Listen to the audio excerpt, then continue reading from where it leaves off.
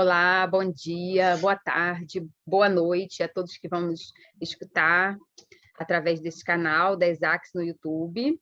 Hoje nós estamos aqui, né, para realizar uma reflexão sobre a questão da violência doméstica contra as mulheres, e para isso eu estou recebendo uma convidada especial para debater conosco.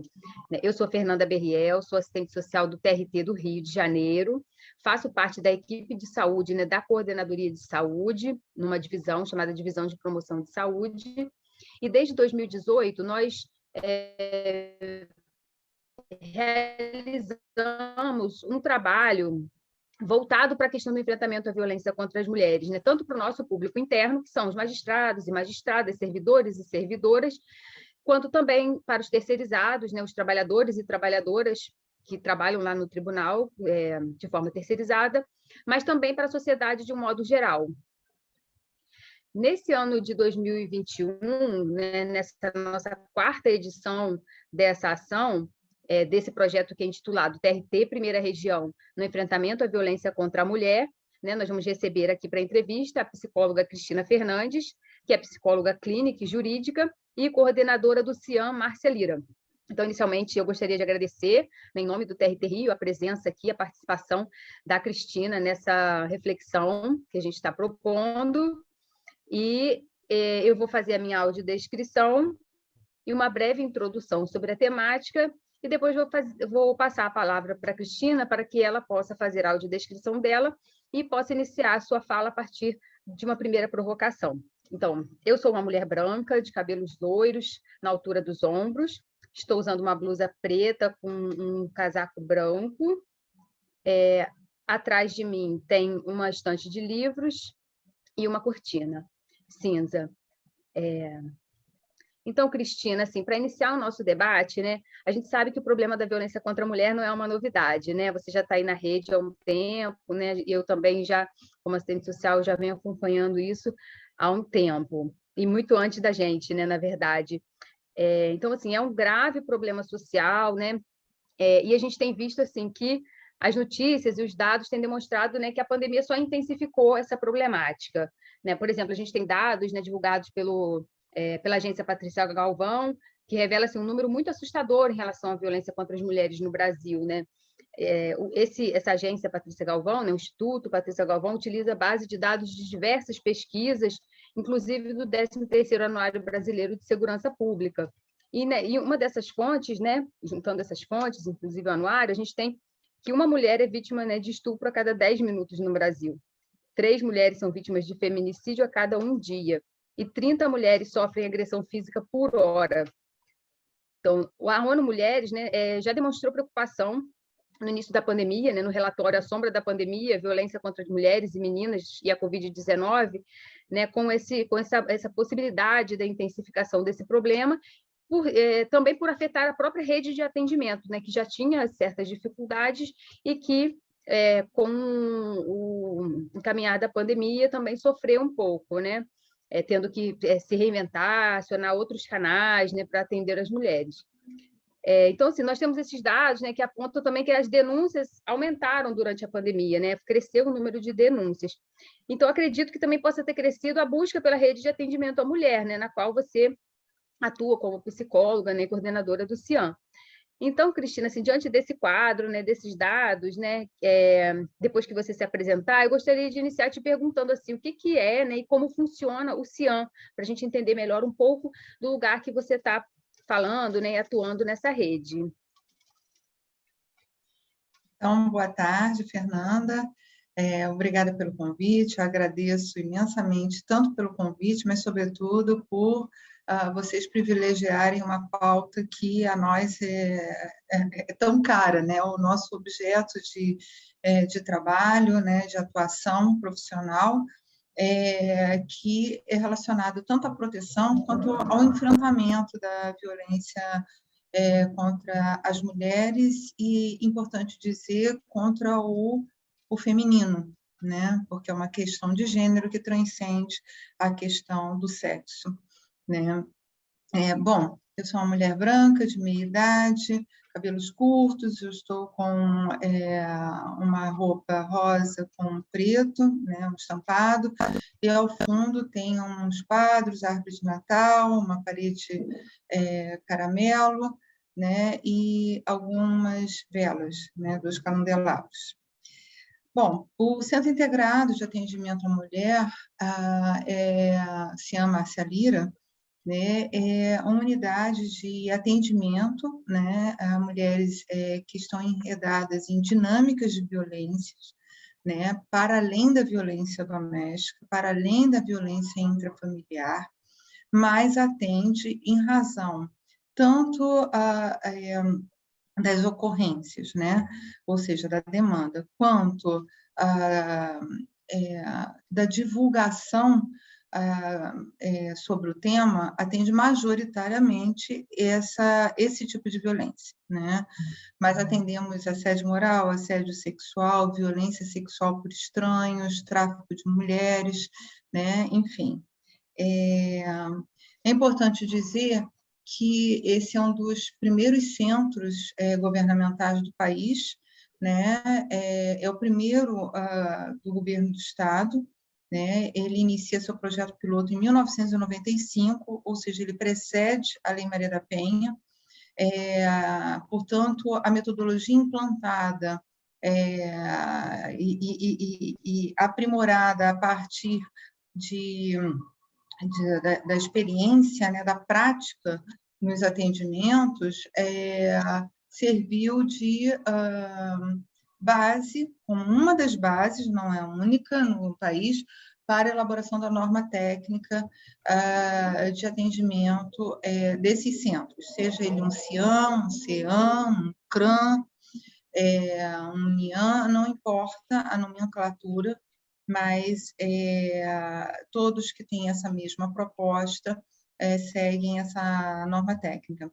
E é um centro que recebe essas mulheres para uma escuta, acolhimento, identificação da dinâmica da violência, né, e construção com ela, tanto de planos de segurança, quando é necessário, quanto quanto estratégias de superação da dinâmica por ela vivida, né?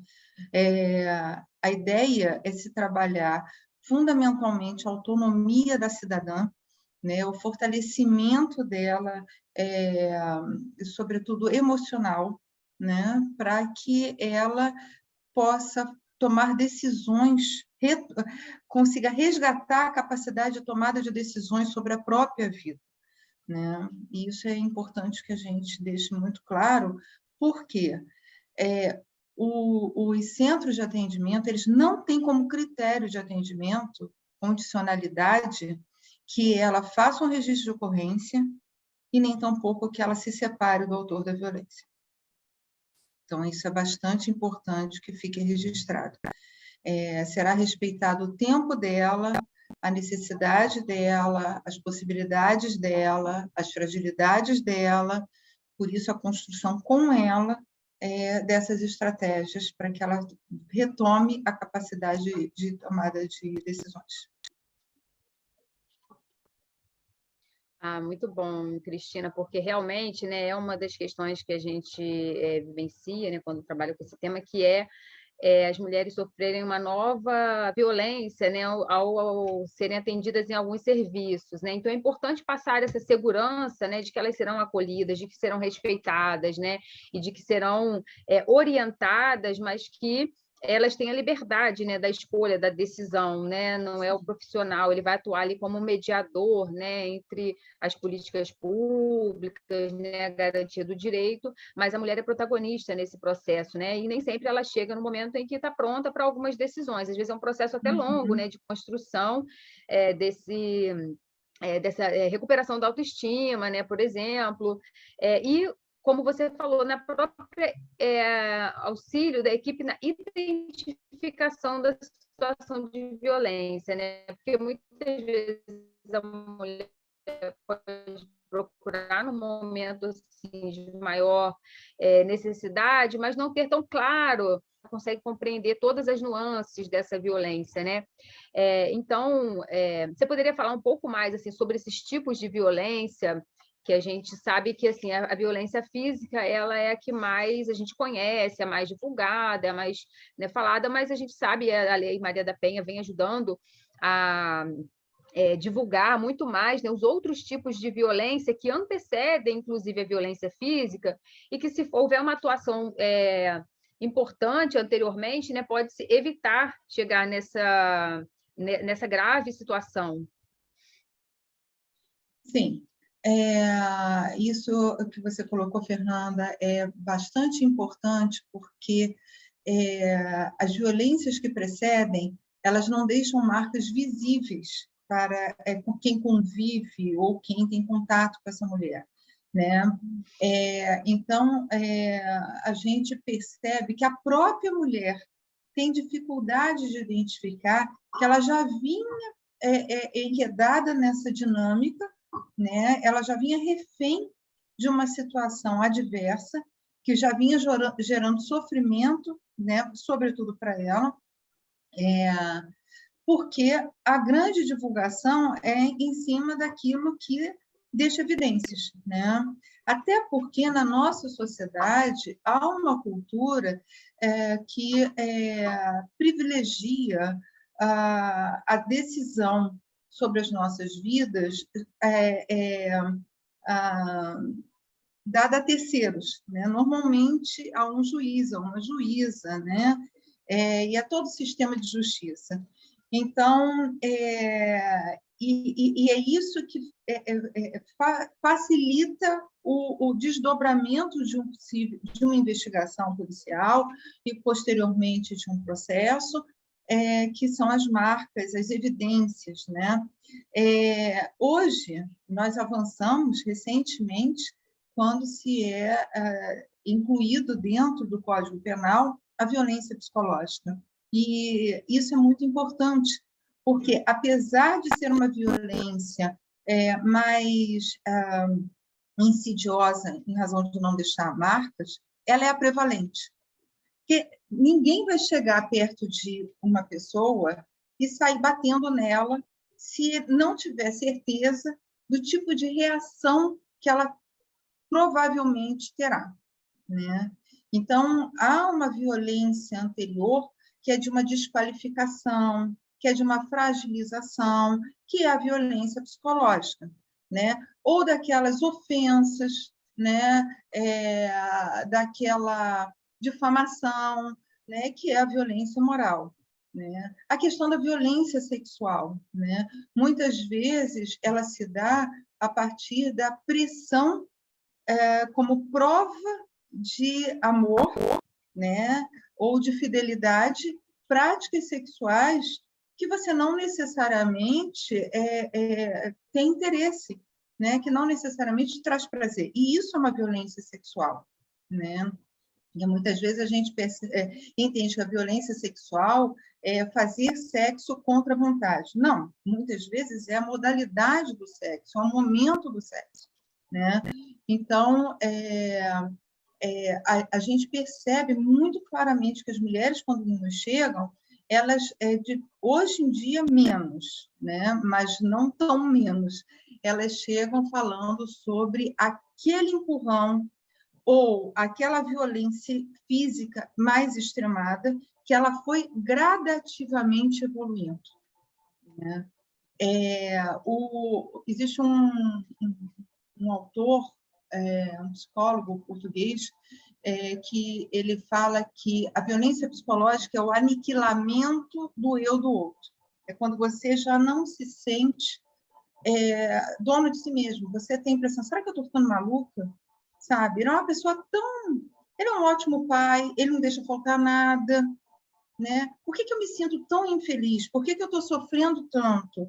Né? O problema está comigo. Mas isso já é o efeito da violência psicológica, da violência moral. Sim, buscar os erros, a culpa, né, em si própria, né, por meio dessa construção que é cotidiana, às vezes em falas muito pequenas, né, e que se a mulher conta para alguém, às vezes para um amigo ou para a família, às vezes até é desestimulada, diz, mas minimiza, né, algumas situações. E, aliado a isso, a gente sabe que muitos autores de violência eles vão isolando a mulher das pessoas da sua convivência, né? Então, a pandemia também esse fato, né, do agressor isolar a mulher não é novo também, mas agora na pandemia isso também é um dificultador, né? Porque a gente tem uma situação em que muitos ainda estão, de uma certa forma, mantendo um distanciamento físico, né, maior.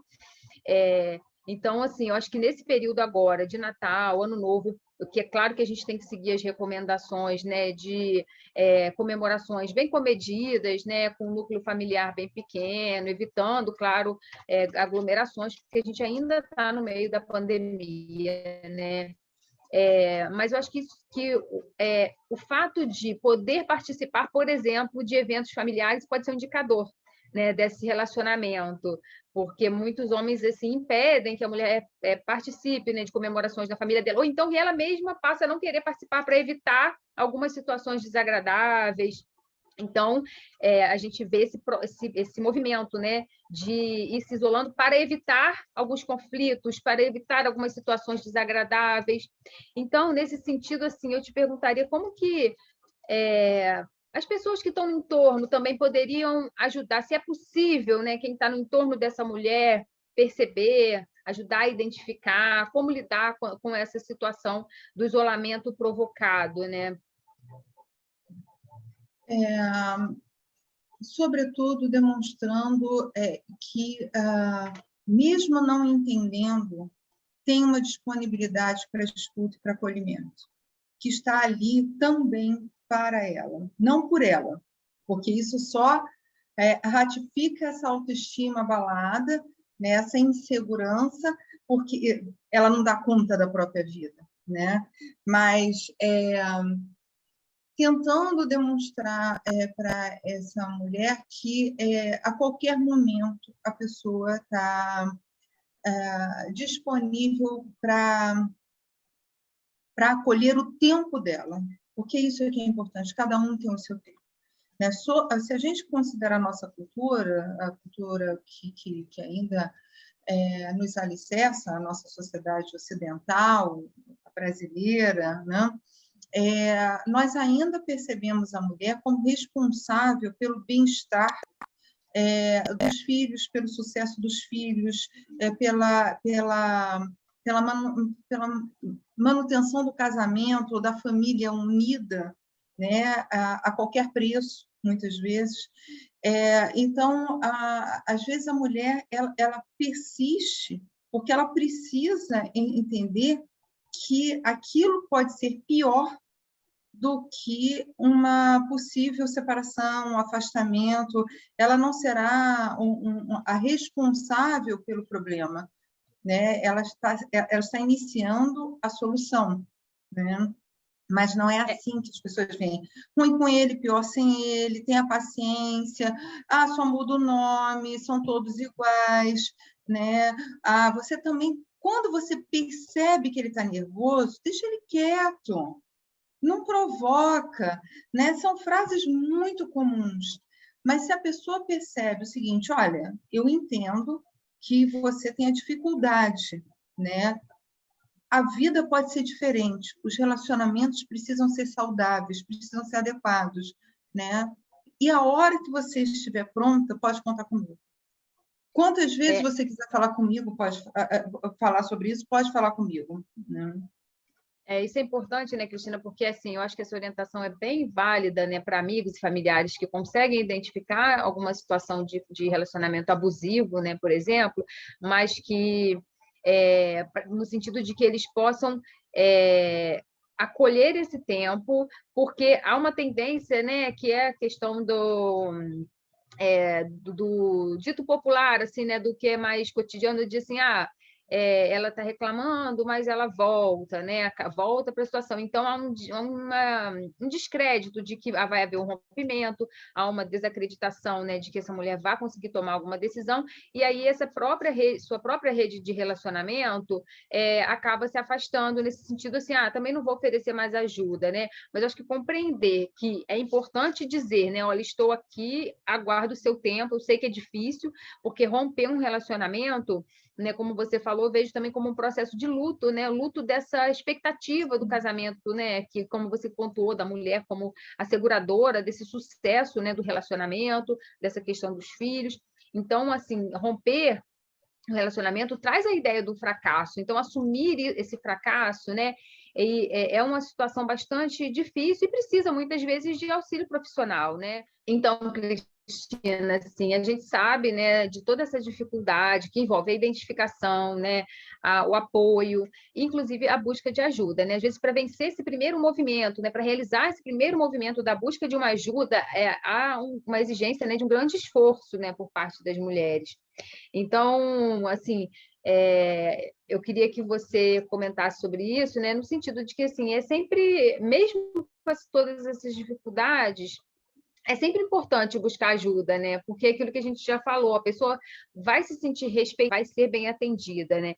Então, eu gostaria que você falasse um pouco sobre essa questão do ciclo da violência, e como é importante romper com esse ciclo, que pode ser por uma busca de uma ajuda. Assim, quando você se enreda numa situação de violência, sobretudo as que envolvem pessoas muito próximas, portanto, vínculos afetivos, né? E, às vezes, esses vínculos afetivos eles implicam em outras questões financeiras, familiares, organização de vida, né? Fica muito difícil você interromper. Então, você acaba sempre buscando mais uma tentativa, né? Então, a gente sabe que, de uma maneira muito superficial e resumida, tem a questão da lua de mel, onde tudo são flores, depois você vem um momento de tensão, aqueles pequenos estresses que vão virando grandes estresses, e aí vem o momento da explosão. Eu evito usar essa questão do ciclo, porque ele dá a ideia de que tudo acontece em etapas, e muitas vezes isso acontece junto. Ao mesmo tempo que a pessoa tem aquela explosão, ela faz uma declaração de amor, né? Não é logo a seguir, ela faz a explosão e o relato, a narrativa é outra, e é por isso que muitas vezes a gente acha que está ficando maluca. Como assim? Né? Será que eu entendi mal? Eu não estou entendendo, né? Ele me ama, mas ele age assim? Não, ele age assim porque ele me ama muito, né? E por aí vai. Não, ele tem esse ciúmes todo, né? Ele me controla tanto porque ele me ama muito, né? Quem é que vai me amar tanto quanto ele? Então, para que isso fique mais organizado internamente, né? E que dê possibilidade de uma organização externa, é preciso ajuda. Os centros de atendimento, eles vão oferecer exatamente esse aspecto do fortalecimento da mulher para que ela busque escolher quais caminhos ela quer trilhar, seja da separação, com um processo, com registro de ocorrência, seja um registro de ocorrência e depois perdoar, mas ela está fortalecida. A postura dela mudará na relação. E pode ser que essa mudança de postura leve tanto à separação, né, mesmo que ela não tome a decisão da separação, porque eles se mantêm juntos exatamente pelo conflito, pelo desrespeito por parte desse autor, né, por esse adoecimento, quanto pode ser que a mudança de postura leve a uma mudança de postura do entorno, sobretudo do autor de violência, né?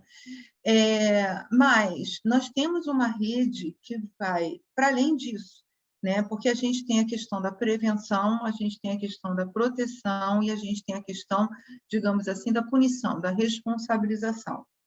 Então, você tem uma rede, você tem uma legislação.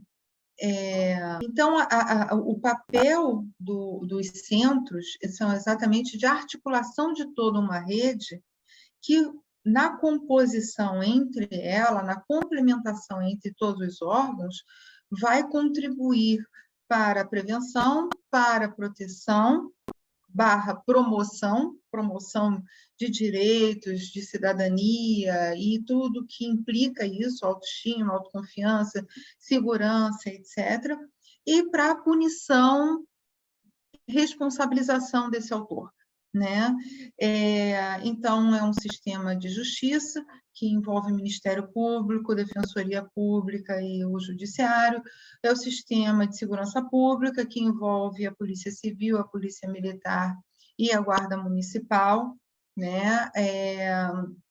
E todas as políticas setoriais, para além da política especializada, né? Porque os centros de atendimento eles são vinculados aos direitos humanos, né?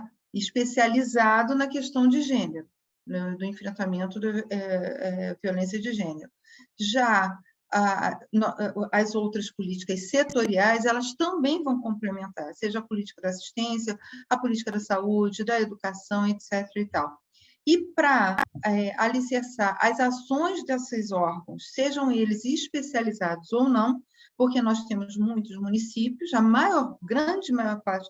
grande parte dos municípios, desculpa, a grande parte dos municípios não tem uma rede especializada, né? Mas há uma legislação específica que alicerçará todas as ações, né? Seja a legislação uma questão de lei, seja uma questão de resoluções normativas, etc., né? Para que esses órgãos funcionem, né? De maneira complementar. É preciso que haja uma interlocução, né? Entre esses órgãos. Isso é fundamental para não só para a resolutividade dos casos, mas para que esta mulher acredite que ela efetivamente é uma cidadã que tem como acessar os seus direitos, né? De forma, vou dizer plena, porque já é pretensão, né? Isso é o ideal, mas infelizmente não é o que nós temos como real. Mas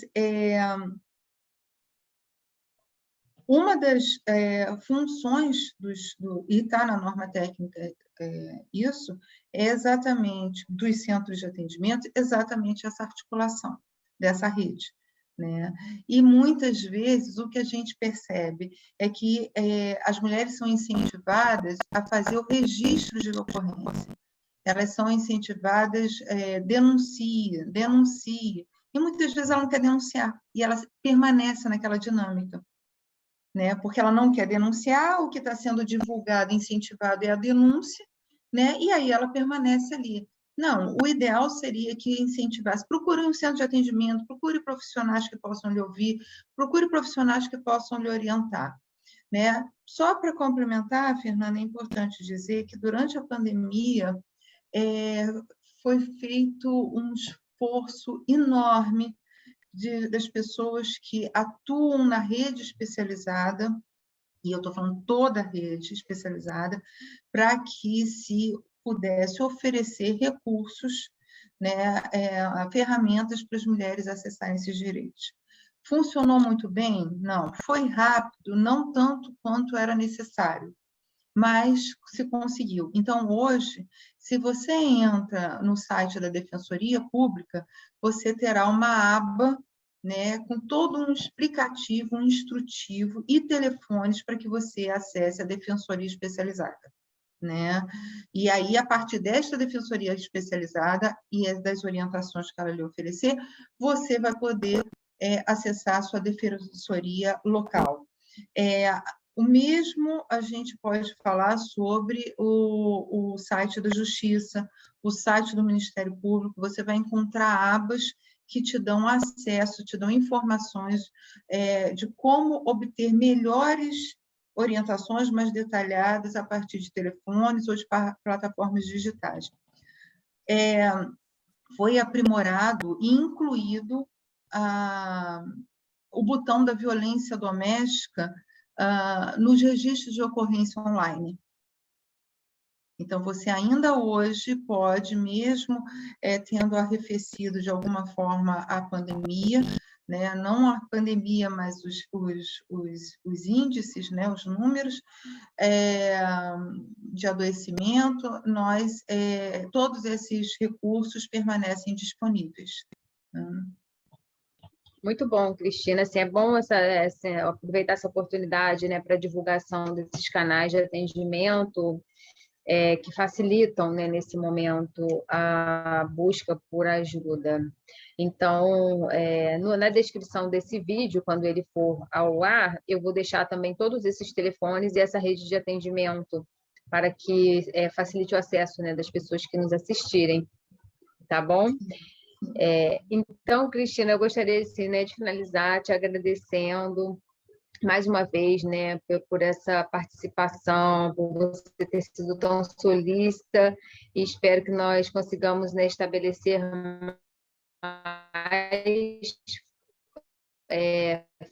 mais fortes vínculos no próximo ano, né, mais parceria, para que possamos trabalhar juntos, né, fortalecendo essa rede de atendimento. Minha gratidão, mais uma vez, tá bom? Muito obrigada. Eu que agradeço, Fernanda, a oportunidade de a gente falar mais um pouco sobre esse tema e, quem sabe, a partir disso, incentivar algumas mulheres a buscarem apoio para saírem das situações que vivenciam. Tá? Isso, então a gente, né, está colocando aqui à disposição os serviços lá, né, do Cian Márcia Lira. No nosso regional, a gente também tem lá a equipe de saúde que está pronta para atender o nosso público interno, né, e o outro público, né, que não é público específico, a gente pode orientar, pode encaminhar, né, para você. Um abraço, até a próxima. Fernanda, só para a gente fechar, só para te dizer que o Cian Márcia Lira, ele tem abrangência do estado todo.